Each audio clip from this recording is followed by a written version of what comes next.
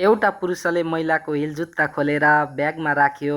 त्यसपछि उसले कैँची उठाएर महिलाको पेट काट्न थाल्यो। रातो पोसाकमा गोरो छालाले उनलाई अझ उज्यालो देखाइरहेको थियो, तर पुरुषमा भने कुनै प्रतिक्रिया थिएन। जब उसले पोसाकको पट्टा काट्न लागेको थियो, महिलाले आँखा खोलिन् र सोधिन्, म कहाँ छु?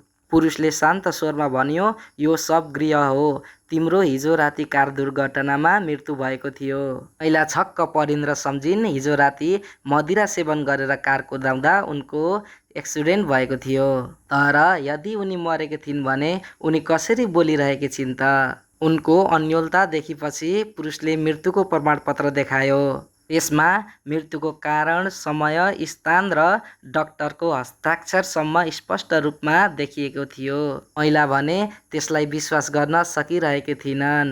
उनले आफूलाई जीवितै महसुस गरिरहेकी थिइन्। त्यतिकैमा पुरुषले उनको घाउ सफा गर्न थाल्यो। कुराकानीको क्रममा थाहा पाइन् पुरुषको नाम लाओमो थियो। ऊ शव व्यवस्थापनको काम गर्थ्यो। उनले आफूलाई छोडिदिन आग्रह गर्छिन्, तर पुरुषले कुनै वास्ता गर्दैन। अझ सियो र धागो लिएर उनको छाला सिलाउन थाल्छ। अचम्मको कुरा त महिलालाई कुनै पनि पीडाको महसुस हुँदैन। त्यसै बेला ढोकाको घन्टी बज्यो। पुरुषले घडी हेरेर एउटा बाकसको ढोका खोल्छ, जसमा धेरै सिसाको औषधिहरू थिए। औषधि निकाल्दै उसले भन्यो, तिम्री आमा तय गरिएको समयभन्दा छिट्टै आइपुगिन्। यति भन्दै उसले महिलाको घाँटीमा एउटा सुई लगायो। महिला धेरै डराइन्, प्रतिरोध गर्न खोजिन्, तर उनको शरीर चलेन। बिस्तारै उनी बेहोस भइन्। कति समय बित्यो थाहै भएन। होसमा आउँदा उनले आफ्नो नाडी छामिन्, तर धड्कन महसुस गर्न सकिनन्। हातले जोडले बेडमा हिर्काइन्, तर उनलाई केही महसुस भएन। उनी झन आत्तिइन्। कमजोर शरीर लिएर ढोका ढकढकाइन्, तर कसैले सुनेन। त्यसै बेला उनले आफ्नो प्रेमीको आवाज सुनिन्। उनलाई केही आशा जाग्यो र उनले प्रेमीको नाम लिँदै ढोका ढकढकाउन थालिन्। प्रेमीले उनको आवाज सुन्न सकेन।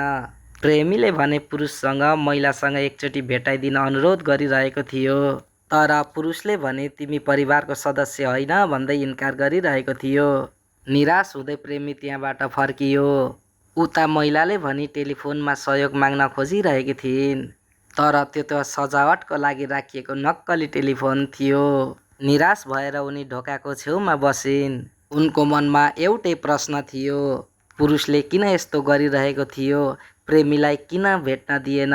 उसको वास्तविक उद्देश्य के हो? त्यसपछि पुरुषले मुस्कानको साथ भन्यो, अरू सबैको लागि तिमी एउटा लास मात्र हौ। म तिमीलाई देख्न सक्छु किनकि मेरो आँखामा विशेष क्षमता छ। म ती आत्माहरूलाई देख्न सक्छु जसले आफ्नो मृत्यु स्वीकार्न सकिरहेका छैनन्। यति भनेर ऊ ढोका बाहिर निस्कियो। महिला असहाय बनेर ढोकामा अडेस लागेर बसिन्, तर उनले यति बुझिन् कि बाँच्ने सम्भावना छ भने त्यो आफ्नो प्रयासबाट मात्र सम्भव छ। त्यसैले उनले एउटा कैँची उठाइन् र चुपचाप आफ्नो पछाडि लुकाइन्।